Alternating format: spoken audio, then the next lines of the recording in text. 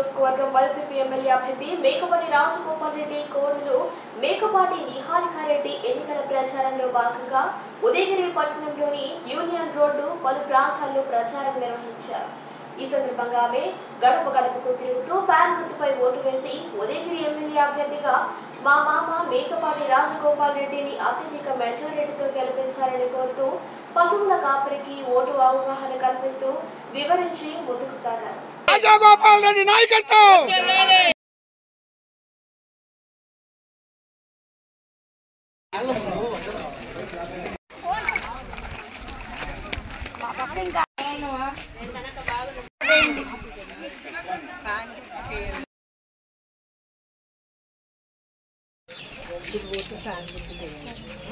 ఎమ్మెల్యేది